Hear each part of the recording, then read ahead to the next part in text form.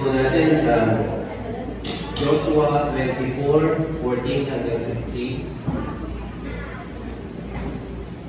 Joshua 24:14 and 15.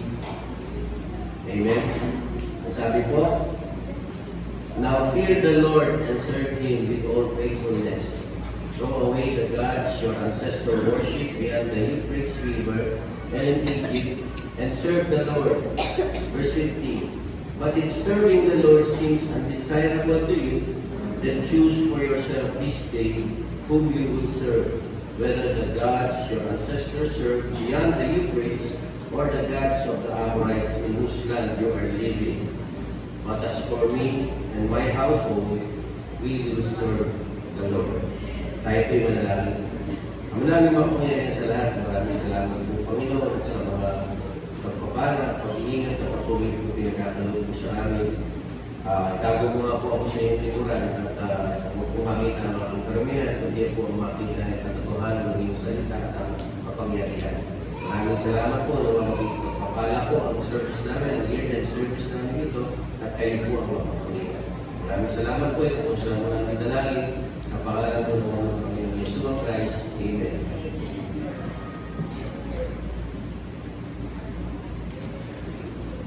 Amen.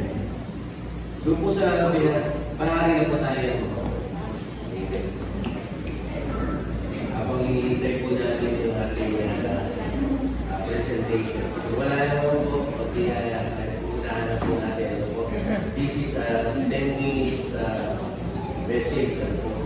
Sabi po dito, doon po sa ating binasa, kung babasahin po natin, yung mula po sa verse 1, sa 24, verse 1 to 20 to 15, ano po, ay si Joshua po ay pinatawag yung kanyang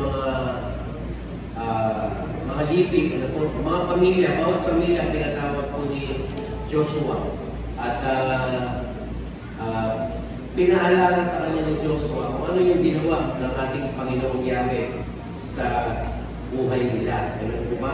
Magmula po nung kay Abraham hanggang kay Moses, hanggang kay Joshua, ay nilitahan niya po lahat ni Joshua yon. Sinabi ni Joshua, nung panahon ni Abraham, pinagpala kayo ng Panginoon. Nung panahon ni Moses, ay iniligtas kayo ng Panginoon sa pagkakaduhagi ng mga Egypto, at iniligtas kayo ng Panginoon sapagkat hinatin niya yung Red Sea para makatawid kayo at maligtas sa Egyptian soldiers, at tinabunan niya ulit at nalunod yung mga Egyptian soldiers. Amen po ba? Kaya kung titingnan po natin, makakaroon tayo ng makaka-relate po tayo. Amen po ba?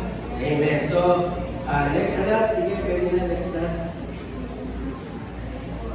Amen. Amen. Sige, na. So, ang pagkakat po ng ating message ngayon is, "As for me and my house." Ano po? Makikita niyo po sa aking likuran, nakalagay po dito, yung "As for me and my house, we will serve the Lord." Kasi po, year-end na nga po, at papalitan na po natin yung ating team, at bagong team na naman po yung makikita natin. So, sinamantala ko na po na this is the last time na, hindi naman last time, no, pero pupurahin na po yan, tapos papalitan na ng bagong team. So, ang team po natin talaga ngayon, itong month na to ay family. Ano po? So, makikita po natin yung tahanan o ang pamilya ang pinakamalakas na impluwensya sa ating buhay. Ano po? Next. Nakita po natin, sometimes parents forget how powerful our seemingly small actions can be. At makikita po natin yan na talagang napaka-powerful po yung akala natin, hindi natin nakikita ang mga ginagawa natin ng ating mga anak, very powerful po pala. Papatunayan ko po sa inyo, mayroon po akong nabasang napakagandang tula. Ano po? Next na. Sabi po rito, malabo lang po kasi mahaba. Sabi po rito, "When you thought I wasn't looking. When you thought I wasn't looking, I saw you hang my first painting on the refrigerator, and I wanted to paint another one. When you thought I wasn't looking, I saw you feed a stray cat, And I thought it was good to be kind to animals. When you thought I wasn't cooking, I saw you make my favorite cake for me. And I knew the little things are special things. When you thought I wasn't cooking, I heard you say a prayer, and I believe there is a God that I could always talk to. When you thought I wasn't looking, I felt you kiss me goodnight, and I felt love. When you thought I wasn't looking, I saw tears come from your eyes, and you learned that some things hurt, but it's all right to cry. When you thought I wasn't looking, I saw that you cared, and I wanted to be everything that I could be. When you thought I wasn't looking, I looked and wanted to say thanks for all the things I saw when you thought I wasn't looking. Yan po yung sinasabi ng ating mga anak. Yan po yung makikita ng ating mga anak. Pagka po ang nakita nila ay positive, it is very positive ang magiging paglaki po nila, yung magiging maganda po sila. Magiging magandang influensya po tayo sa ating mga anak. Yun din naman po ang gusto ni Joshua. Sabi po rito, parents have a bigger influence than they realize. So, next. So makita po natin, Joshua certainly understood the power of parents as he came to the end of his life. He called the leaders of Israel together for one final message, knowing that he is only one step from death. He sounds a call to renewal that begins with the recital of God's blessing in the past. Then he challenges the people to be faithful to God. In the middle of his message, we find those 3 words that have been quoted and memorized for over 3,000 years. But as for me and my household, we will serve the Lord. Yun nga po yung sinabi ko po sa inyo, kung mapasahin niyo po yung verse 1, 24 verse 1 hanggang 15, makita niyo po, nilitanya po lahat. And then makapag-relate po tayo doon, dahil po, sinabi po ito nung, malapit na po siya mamatay dito si Joshua. Then sinabi po niya, pinaalala po niya sa mga tao, doon sa mga tribo, doon sa bawat pamilya, kung ano yung blessing na pinagkaloob sa kanila ng Panginoon magmula pa kay Abraham, magmula pa kay Moses hanggang sa nung namumuno po si Joshua. Po. At ito po ay nanggaling doon sa, malapit na po siyang mamatay dito, gusto niyang i-reiterate sa mga tao kung ano yung mga pagpapala o blessing na pinagkaloob sa kanila ng ating Panginoon. Ganun din po tayo, makaka-relate po tayo. Ito, matatapos na po ang taon. Pwede po natin isipin lahat ng mga blessing na pinagkaloob ng Panginoon sa atin. Meron po tayong pinagdaanan ng mga problema sa pamilya, problema sa trabaho, problema sa anak, problema sa magulang, problema sa lupa, sa lahat ng mga problema po ganyan. Pero ang nakatutuwa po atin dito pa rin po tayo sapagkat binless po tayo ng Panginoon. Kasi piling nyo na pagdaanan po natin yung mga problema mo natin, 2024, 2025, ngayon po mag-2026 na, yun po ba? Kaya kung aalalahanin lang po natin yun, talaga magpapasalamat tayo sa Panginoon. Sabihin natin, Panginoon, I am very blessed, maraming salamat. At ang pinaka-importante po talaga, na blessing na pinagkaloob sa atin ng Panginoon, ay yung ipinanganak ang ating Panginoong Yeshua Christ pagkatapos tinubos yung ating mga kasalanan at pinatawag tayo sa ating mga kasalanan nung ating tinanggap yung grace na pinagkaloob ng ating Panginoong Yahweh, yung kanyang anak. Tinanggap natin sa ating puso at niligtas tayo ay na-save. Yun po yung pinakamalaking blessing na pinagkaloob sa ating Panginoon. Amen po ba? Hindi na po yun. Ang pinagkaloob sa ating blessing ng Panginoon ay yung ating pamilya, at yung pamilya natin dito, tayo po, na narito lahat yung church. Amen po ba? Amen. So yung ating pong first point, sabi po rito, doon sa Joshua 24:14, now fear the Lord, sabi, Joshua 14:14.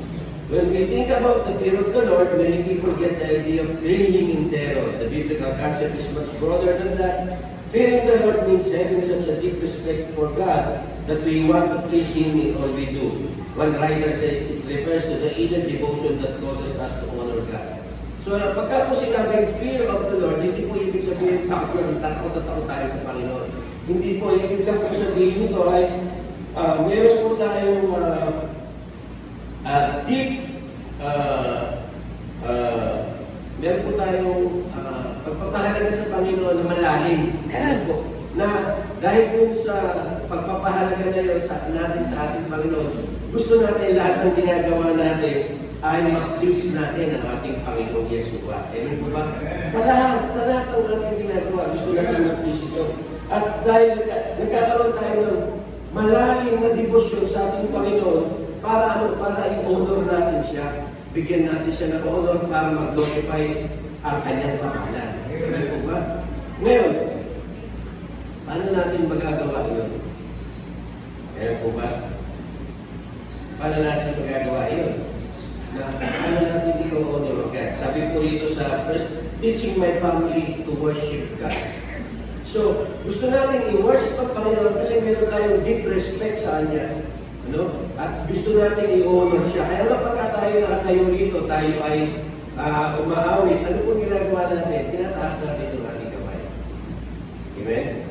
At mamaya-maya po bibigay ko sa inyo bakit natin dapat tinataas ang ating kamay pag worship natin ang ating Panginoon. Amen po ba? So makita natin, next action speaks louder than our words. So, kung ano po yung nakikita ng mga bata, ng mga nasa paligid natin, na ginagawa natin, lalo na during worship, yun yung kanilang gagawin. Amen po ba? Amen? Palakpakan po natin ang Panginoon. Ang pangalawa po, sabi dito, serve Him with all faithfulness, throw away the gods your forefather worship beyond the river and in Egypt, and serve the Lord. Joshua 24:14. Joshua 24:14. Ano po? Sabi dito sa number 2, becoming a student of obedience. Pag sinabi po, serve Him with all faithfulness, ibig sabihin, kailangan sundin natin ang salita ng Diyos. Sundin natin ang ating Panginoong Yeshua. Amen po ba? So makikita natin, sinabi nga niya na marami po kasing mga way of worship ng mga panahon na yon na mga Diyos-Diyosan. Ano po?